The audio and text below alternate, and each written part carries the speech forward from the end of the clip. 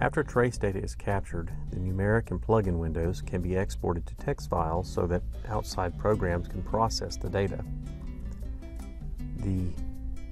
The file, export, numeric to text file, numeric to CSV file, plugin to text file, and trace to Verilog Bcd text file menu commands all allow you to export the data in different formats. When the numeric window is exported, the resulting text file matches the appearance of the numeric window. So the column orders, the hex values, the groups, the timestamps, all of that matches up. Likewise, when a plugin window is exported, and let's bring that up, here is the I2C display, the resulting text file matches the appearance of the plugin window. Click the window options in any of the windows to customize the exported text file appearance. These are listed on the right hand side in the numeric window. You can minimize the file size, omit sample numbers, or force all the time units to be the same.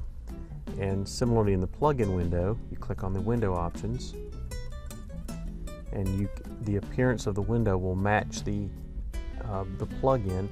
If I turn on and off these columns, the appearance in this window will change, as well as the output of the text file. Given the large sample depth available in the GoLogicXL, we strongly recommend against exporting trace files that contain hundreds of millions of samples.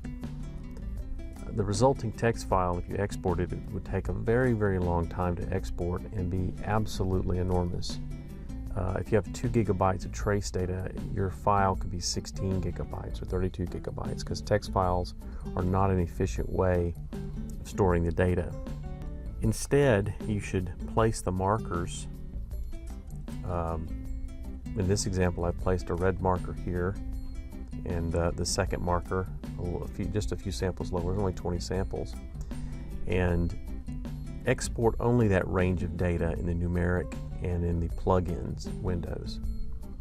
So I can show you an example. I've exported these files. Here's an example where I've exported the numeric file to a text file using the exact appearance in the window, and I've disabled all of the minimize options in the numeric window. And I've turned off the white space, so this is what the file looks like in a normal text editor. I'm using Visual Studio here to show you the white space and try to emphasize how many characters, how many bytes show up on a line and why these files are so large when you export them. White text files are so large.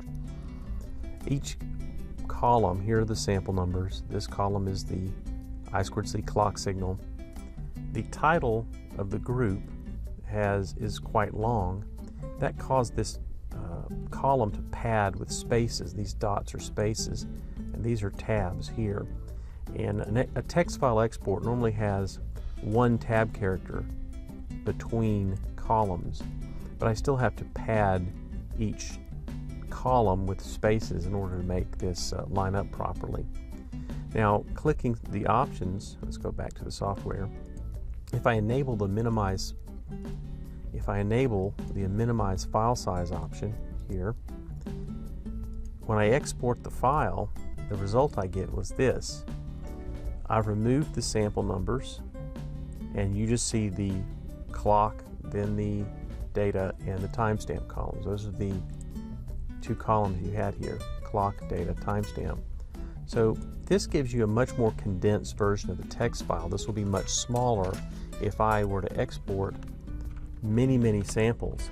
But let's count the characters on this line. 1, 2, 3, 4, 5, 6, 7, 8, 9, 10, 11, 12, 13. There's also a new line character, 14, on the end of every line. So there's 14 bytes per line. And you can see if you export 100 million samples, the resulting file will be 140 megabytes. It also takes a long time to save those files, and that's why we encourage you to export only a limited range between the markers. And to show you that process, file export, numeric to text file, and let's just overwrite that file. And it'll ask for a range. You can export all the data in the, let's move this up in the You can export all the data, or you can choose a marker pair. You can choose the current screen that you're viewing, or in this case, between the markers. And that produces this file right here. The final export method is the export trace to Verilog Bcd text file menu command. And VCD stands for value change dump and follows the text file format typically used by Verilog simulators. But unlike the numeric and plug-in trace file formats described earlier, the VCD file export always includes all the samples in the trace data. So if you have a trace capture that has 67 million samples or 268 million samples, the resulting file is going to contain all of that data. And we still don't recommend exporting a trace file that large because, again, for the same reasons, it's going to be enormous and it's going to take a very long time. Text files are just not a very efficient way of storing the trace data. So what you want to do to ameliorate that is to use the crop. Just go in and crop out a bunch of data that you want to save to the file and use the data crop trace outside of markers menu command, and that will remove all the data outside the markers and reduce it just to what you want to store to the file.